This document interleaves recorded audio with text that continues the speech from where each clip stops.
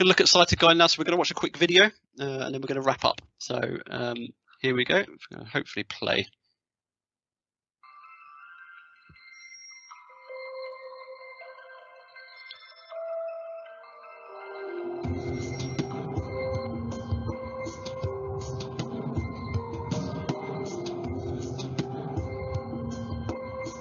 A visually impaired person may not be aware of you as you approach, so it's important to say hello before you touch them in any way. If it's the first time you've met the client, then ask politely if they would like to be guided.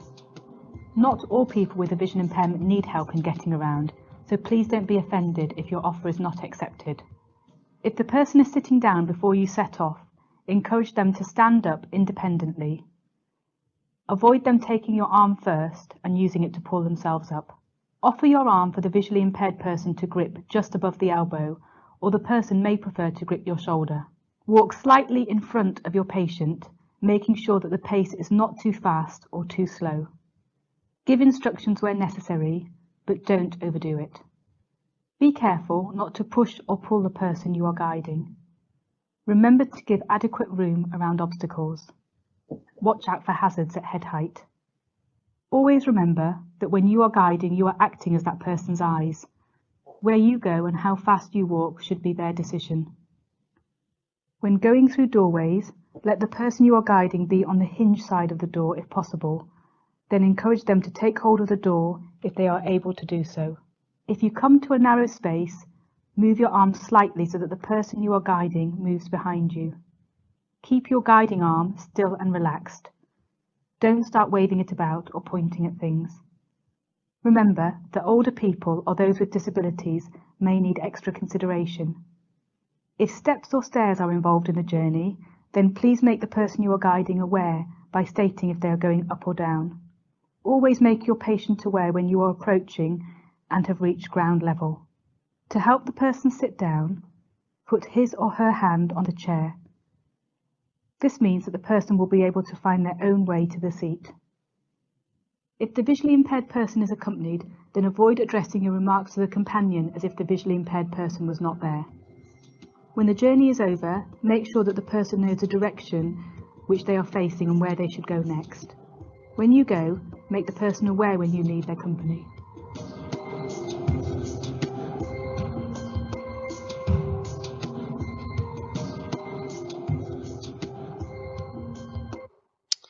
Okay, mic's on. So yeah, in ordinary times we would be doing this probably in a physical setting, and we would all have a lot of fun, and we would be guiding each other around wherever we are, the local local streets. But unfortunately, we can't do that at the moment. But what I'll say, obviously, if you're listening and you're part of an organisation, if you would benefit from that, obviously, drop me an email afterwards. One day, when physical activities and events are happening, we can provide that for you. We can do a lot of guiding, and we can do it around your wherever you work, which is actually much better. So you know, if it's in a care setting or an organisation which is open to the public, we can guide people around that, so they get a feel of what it's like to enter into their own business or their own organisation with a visual impairment. But happy to sort of do that in any way. So yeah, so to sum up there really with guiding, we can actually set what I think I'll do. Actually, I'll send, because we're running out of time, I'll send you, we've got a sort of crib sheet on guiding which breaks down all those points with the individual. So you know, how to guide offering your shoulder or your back of your arm, and all the points on the video will be on that. So I'll send that on an email afterwards, so you've got a bit more detail. If you're worried about COVID-19 and guiding somebody at the moment, there's some really useful information on our rnib website, how you can protect yourself, obviously following government guidelines as well. They have only not that recently allowed people to be guided by somebody outside of their own household in England. So that is, you know, that is possible. But yeah, do check out if you're a little bit worried, or send me an email afterwards and we can send you some links to some information on that. So further support, depending on what sort of area you're working in or what sort of people you're working with, obviously just give us a call. If you don't know, give us a call, send us an email, go on our website, check out the information, what's available, what if you're not sure, come to us. If you've got a specific referral for specific needs, the visual impairment team at the County Council provide the mobility training, assessments within the home, things like lighting, safety in the kitchen, other help like that. Give the visual impairment team a call or email there, or again refer to us and we can pass on. iHospital number there, so if you have a person who's not sure about appointments, not sure about their eye care, particularly at the moment as things are being cancelled, that's the telephone number. They also have what they call an eye clinic liaison officer at the iHospital. If you get in touch with us, we can put the person through to them, where they can talk obviously specifically about their registrations, visual impairment, about their procedures, etc. rnib, so Royal National Institute of Blind People, lots of resources on their website, provide a lot of national support, things like audiobooks, campaigning, which we work quite closely with them on, so a lot of support there. Guide dogs, again, apart from the obvious matching people up with a guide dog and partnership, they do a lot of other things based around mobility. So they do a lot of campaigning on safer streets. Pavement parking is a big campaign. E-scooters is another campaign, something we're working locally with local councils as well. Blind Veterans UK, so anybody who's been in the forces can get support from blind veterans. Macular Society, so there we're looking at age-related macular degeneration or anybody with central vision loss. They can provide a lot, so a lot of information. They have local clubs. Retina UK, which is for anybody with a genetic retinal condition, so retinitis pigmentosa or conditions similar to that. And then Glaucoma Association for anybody with glaucoma. There are hundreds of other organisations, and what I'll say is, if you're just in doubt, give us a call, and we will help with that. And just to give you a little bit of info on our services, which we would have done at the beginning, but we had a few mic issues.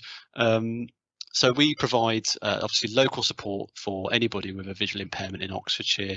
We have a range of services, including information and advice on the telephone, generally in person, although our centre is currently closed for obvious reasons.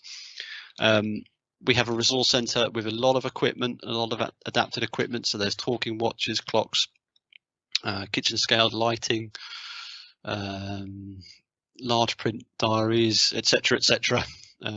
We have a lot of that, and then we have a lot of technology, so video magnifiers, which are large magnification screens, iPads, Amazon Echoes, Alexas, you name it. We have these different things in to show people how they can help, how they can adapt their lives, and we do a lot of one-to-one training with technology.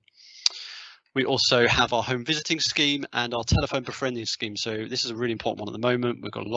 We're actively recruiting a lot of volunteers to support people over the phone currently in this situation and beyond. So just a chance to chat to somebody who's lonely, who's isolated. And we're really proud of that. We've given a lot of support through COVID-19 since the beginning to people who are just isolated in the community. Just a friendly phone call can make a huge difference, and that's what we're glad to do sometimes, as well as all the information and advice we give on visual impairment. We also run children's activities and family support. We have local groups, social activities, some of them a bit more active. So we have an activised group who go cycling, play tennis, sailing, etc. Go to the pub, very important social activity, but we do a lot of those things. And you can find out more about us on our website. And just to say, if you want to support us, we've given this sort of webinar for free. We do normally charge when we do this in person, but we want to obviously give this for free at the moment. If you want to help that, there's a few ways you can donate. So texting OAB to 70460 gives us £5. You can also donate online, or just following us on social media and sharing our posts can really help as well, just to give a few awareness of who we are. We've been around since 1877, so we've been in part of Oxfordshire for many years, long before Guy was around and way before I was around. So we are here, and we will always be here to support anybody who's got some form of visual impairment.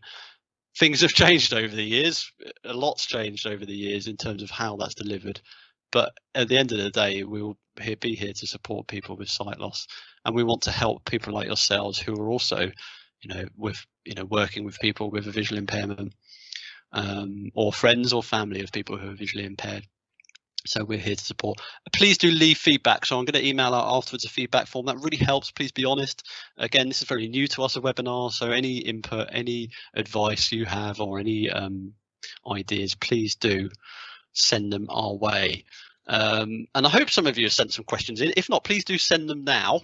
There's a few questions, Mark. There's a few questions, a few comments. Fantastic. Are you all right reading through? Yeah, I've got my magnifier going. Excellent. I've published some of them. There's before I get into the questions that I've published, there's one. Now, most of these questions are anonymous, I must say. Okay, that's okay. But unless they're being offensive. There's a point. No, that nobody's being offensive. Somebody made the point of, I'm paraphrasing here, what if the person with a visual impairment doesn't want to say how they received their visual impairment? Presumably going back to the introductions idea. Now, my thoughts on that are, well, it's entirely up to the VI person how much information they want to give. Yeah.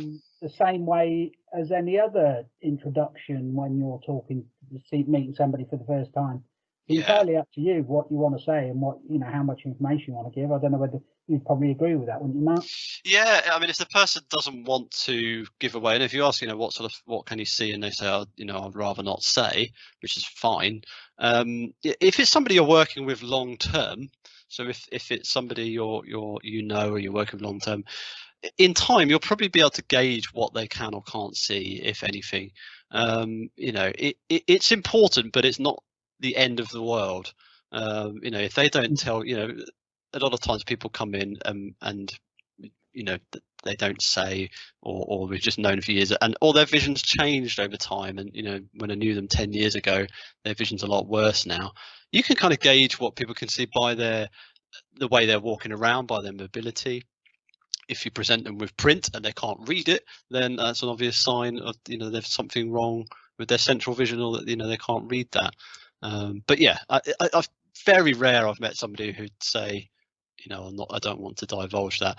It might be, depending on what setting you're in, there could be a resistance to reveal that information, and I can understand that if it's a particular setting, they don't want to say too much. So yeah, but yeah, I think like I said, totally up to them. Yeah, totally up to them. But in time, you'll probably be able to pick up certain things. Okay, I've got a few more here. Does OAB work locally with rnib? We do, yeah. So rnib, so there's a national charity. In fact, I had a meeting on Monday with one of their community network representatives. Now, locally, what rnib do, stuff on the ground with rnib tends to be in certain areas. So they've got a centre in London. Traditionally, they've had different centres, which actually they're beginning to close. But rnib, so we have a lot of rnib products in our resource centre. We recommend rnib audiobooks. Campaigning, we work a lot with rnib, strictly because we're a very small team at OAB. We have 7 staff, which many of whom are part-time. So we don't have the resources and necessarily the knowledge on campaigning situations, or the time actually for campaigning. So we often refer to them for things like that. And obviously we wouldn't get involved with national campaigns on benefits, things like that. But locally, I'd say, it's not a disrespect to them. They don't do a huge amount locally. They might pop up every now and again. They have a few volunteers which do some tech support, which we work with on the tech side. Other than that, locally, you won't see a lot of them. If it is, it's usually with us working jointly. So we've done events, we've done tech events in the past, we've done campaigning events. We've done, I don't know if you remember, Guy, we did a bus event with them, with Oxford Bus Company. Yeah, I've done a couple of those, yeah. That and with rnib, and the bus drivers got to try on these simulation specs and got to board the bus themselves, so they got an idea of what it's like to board a bus, stuff like that. Yeah, but we have a really good relationship with them, so yeah, it's on, very positive. On the campaigning side, another anonymous question: are OAB doing anything with e-scooters? Yeah, we certainly are. So we're currently on a panel with Oxford City Council, which also includes Oxfordshire County Council, looking at e-scooters. Well, it's actually looking at everything. So we joined this back in July because of all the city centre changes going on. We wanted to make sure we had input on some of the things. So some of the things we were able to do was to make sure we had a text version of the map, so people could navigate that on the website rather than an image. And making sure the signs were in clearer font, although say that's not perfect. So, but things like that we help with. But e-scooters is a huge topic at the moment. It's not happening just yet in Oxford. There's a lot of back and forth. So we are working with them and with the visual impairment team. So there's a few of us who have obviously visual impairment on that panel. So yeah, doing quite a lot with e-scooters, and the same with city centre changes as well in Oxford, particularly, probably because that's the most predominant changes. But things like street closures.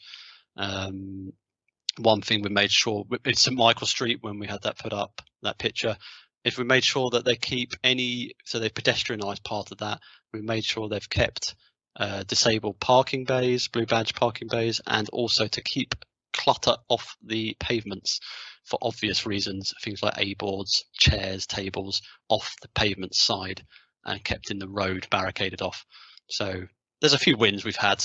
By no means perfect though. Thanks, Mark. Move on to, I'll run through these questions in order now. Does someone with a VI have a way of reading emails on high contrast colours or larger text size, or should people always make allowances and write emails in large text? It's absolutely fine to send email as you would send it to anybody else. Just send it in standard font. I mean, if you know the individual, then again, ask. One of the things, both myself and Guy use magnification software, which actually enhances the size of the image. So if somebody sends it in really large print, it's actually more annoying to use with your magnification. But some people are on that in-between stage. So again, ask, but keep it as default generally. But yeah, again, do ask. Oh, is this font okay for you? Yeah. I think as you get to know the person, you know more about what their requirements are. Yeah. I mean, if it's like if it's a mail shot email, then it's going to be done in a standard font anyway. Yeah. But when you get down to personal communications, it's a question of working with that person, like you would with any other colleague. Is have they got any requirements that are particular to them? Yeah, I mean, blanket, I'd say, send it as normal, but there's always an exception to the rule. There's always somebody who doesn't use a particular piece of software because they're not so, we're dealing with a lot of older people here who aren't used to using technology, so they might only use they might not have adapted so easily. So, just be mindful of that. Okay, are there any adaptations that can be used to help someone read their details on their bank card, or are you aware of any support that banks can offer to those with VI? That's really interesting. It totally depends on the bank. So some banks offer large number cards or larger print cards. Some different ones do different things. Each bank offers things in different ways. So whenever somebody asks that, I have to refer them, talk to your bank. Whether that's going into the bank and talking to the bank manager and just saying, look, I'm visually impaired, what can you offer? So things like, it used to be, the big thing used to be guides for your checkbook, although checkbooks aren't used so much now. You'd have a sort of tactile guide, but now you're having things adapted to your cards. You know, I think some banks have a large number. I think NatWest have a large number card, and others do larger numbers, or I believe some might even braille them. I could be wrong here, but again, or it might be down to the individual to adapt it themselves. So if they read braille, stick in braille sticker, adhesive sticker on the back with the numbers on. Yeah, there are various different adaptations. I'll tell you one thing which has really changed now is things like Apple Pay. You can actually have your card details stored on your phone. You can use your fingerprint ID to access it, and it has all the information of your card there, which you can have read aloud to you through speech. That's more for the tech savvy, but an older person, again, they're, you know, talk to the bank basically. I think it is a question of talking to see what the bank themselves provide, because there are so many different. All organisations, including banks, are at different stages along their journey of making adaptations. So I think it does depend on the bank. I can't think of anything off the top of my head that makes things easier, but like we say, talk to the bank. Yeah. Okay. Can OAB help organisations to improve accessibility for VI people, to organisations and improve outreach to visually impaired people? The answer to that is yes, I think. Yeah, it all depends really on what they want, but yeah, definitely. I mean, if we've given input into all sorts of adaptations for different organisations over the years, whether that's you know, building adaptations or changing in how they deliver services, and it's not, you know, when you get us, you don't just get us, you also get input from other organisations we can pull in, you know, whether that's a county council, whether that's eye hospital or something. It just depends on what service you're talking about, but yeah, we can help with that. In terms of reaching out to visually impaired people, yeah, again, we could talk about communications, where you're targeting.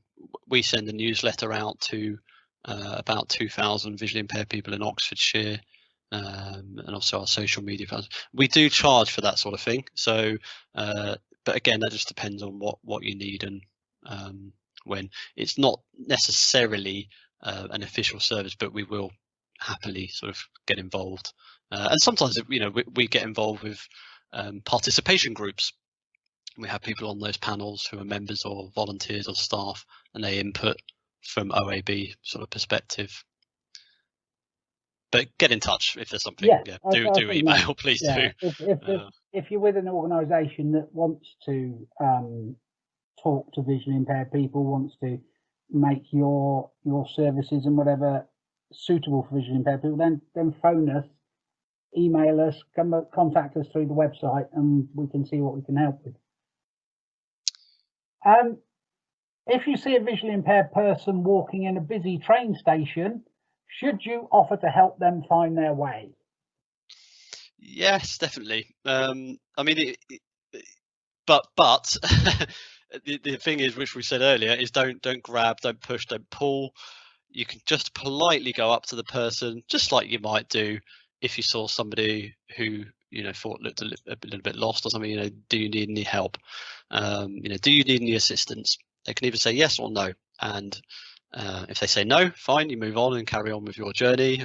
If they say yes, you may have, you know, absolutely made their day. You know, they could have been wandering around that station for hours for all you know. So yeah, definitely do offer assistance. And again, that comes down to the guiding, so they might want to be guided. And the other thing to say is, which we didn't really cover in the video, is that the visually impaired person might not really know how to be guided. It's not something you suddenly learn as you lose your sight, or you're born with when you lose your sight. They might not realise how to be guided, so you might be the one to say, grab the back of my arm, and take those steps. And don't be afraid to do that.